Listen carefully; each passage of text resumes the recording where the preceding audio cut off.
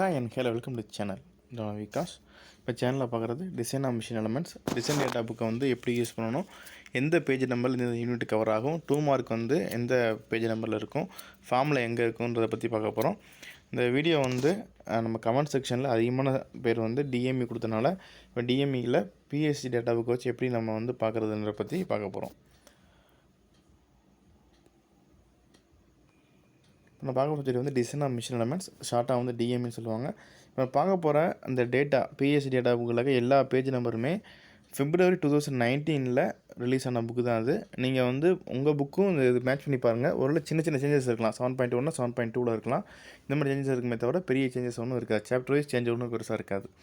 இதை வந்து பார்த்திங்கன்னா அட்டானமஸ் காலேஜில் படித்தாலும் சரி, இல்லை டீம்டு யூனிவர்சிட்டியில் படித்தாலும் சரி, அவங்களுக்கு design of machine element subjects இருந்துச்சுன்னா நான் சொல்கிற யூனிட் 1 ஒவ்வொரு டைட்டிலும் உங்களுக்கு மேட்ச் ஆச்சுன்னா கண்டிப்பாக நீங்களும் இந்த ஃபாலோ பண்ணலாம். இப்போ ரிலீஸ் 2017 இந்த சப்ஜெக்ட் கோடு வந்து ME8593. இப்போ நம்ம பார்க்க போகிற இந்த டாபிக்ஸ் எல்லாத்தையும் இந்த பேஜ் நம்பர் வைஸ் ரெடி பண்ணி கொடுத்தது வந்து மிஸ்டர் அருள் ஜான்சன் சார். அவங்களோட கைட்லேருந்து அது எல்லாமே பார்க்க போகிறோம். தேங்க்ஸ் அருள் ஜான்சன் சார். யூனிட் 1 பார்த்திங்க அப்படின்னா static stresses and variable stresses. இந்த ஸ்டாட்டிக் ஸ்ட்ரெஸ்ஸோட ஃபார்முலா எல்லாமே பார்த்தீங்கன்னா 7.1லையும் 7.2லையும் கவர் ஆயிரும். நீங்கள் ரெண்டு பேஜ் மட்டும் இல்லையா வச்சிங்கன்னா அதில் எல்லா ஃபார்முலாவும் இருக்கும். 2 மார்க் கேட்டால் எழுதிடலாம். ஃபெயிலியர் தியரி பார்த்தோம்னா 7.3ல் இருக்கும், பேஜ் நம்பர் 7.3ல் இருக்கும். வேரியபிள் ஸ்ட்ரெஸ் பார்த்தோம் அப்படின்னா பேஜ் நம்பர் 7.4 அண்ட் 7.6ல் இருக்கும். இந்த கர்வ்டு பீம் பார்த்தோம் அப்படின்னா 6.2 அண்ட் 6.3ல் இருக்கும். ஆனால் நான் மேக்ஸிமம் யூஸ் பண்ண 6.2 மட்டும் நீங்கள் கன்சிடர் பண்ணால் போதும். 6.3 பற்றி வரி பண்ண அவசியம் இல்லை. ஸோ இதை மட்டும்தான் உங்களுக்கு யூனிட் 1 பொறுத்த வரைக்கும் இந்த பேஜ் நம்பருக்குள்ளே மட்டும்தான் இருக்கும். வேறு எங்கேயும் நீங்கள் தேட அவசியமே இல்லை. இதில் வந்து ரொம்ப ஈஸியான டாப்பிக்னால் வேரியபிள் ஸ்ட்ரெஸ்ஸஸ் மட்டும் பார்த்தீங்கன்னா போதும். கண்டிப்பாக வந்து எல்லா ஃபார்முலாவும் உங்களுக்கு டிசைன் டேட்டா புக்லேயே இருக்குது. நீங்கள் பெருசாக படிக்கணும் அவசியம் இல்லை, ஈஸியாக நீ அட்டன் பண்ணிடலாம். மற்ற 4 டாப்பிக்கில் வேரியபிள் ஸ்ட்ரெஸ்ஸஸ்ங்கிறது ரொம்ப ஈஸியான டாபிக். இப்போ இந்த பேஜ் டேட்டா புக்கில் எப்படி இருக்கும் அப்படின்றது வந்து ஒரே மாடல் மட்டும் காமிக்கிறேன்.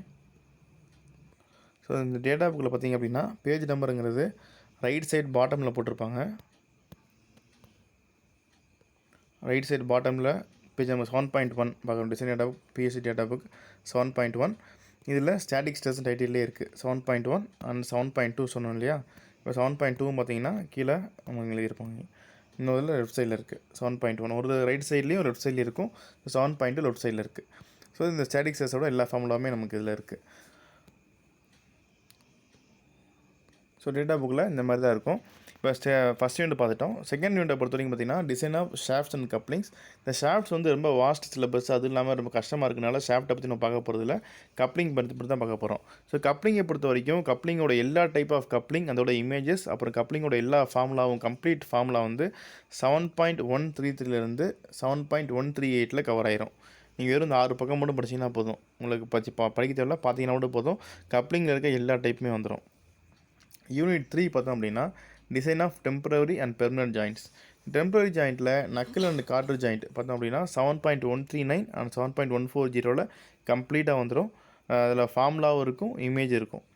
ரிவர்ட் ஜாயிண்ட்ஸை பற்றி பார்த்தோம் அப்படின்னா 7.124 ஒரே ஒரு பேஜ் தான் ரிவர்ட் ஜாயிண்ட். இந்த ரிவர்ட் ஒரே ஒரு பேஜ் இருந்தாலும் கூட ஒரு பேஜ்லேயே வந்து ஃபார்முலா இருக்கும், 2 மார்க் இருக்கும், அதே மாதிரி இமேஜஸும் இருக்கும்.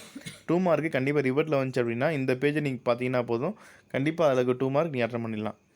வெல்டிங் ஜாயிண்ட்டை பொறுத்த வரைக்கும் பார்த்தீங்கன்னா வெல்டட் ஜாயிண்ட்டில் 11.1 11.6 இந்த 5 பேஜ் ஒரு 6 பேஜ் மட்டும் தான் இருக்குது. 6 பேஜ் மட்டும் நீங்கள் கரெக்டாக ஞாபகம் வச்சிங்கன்னா போதும்.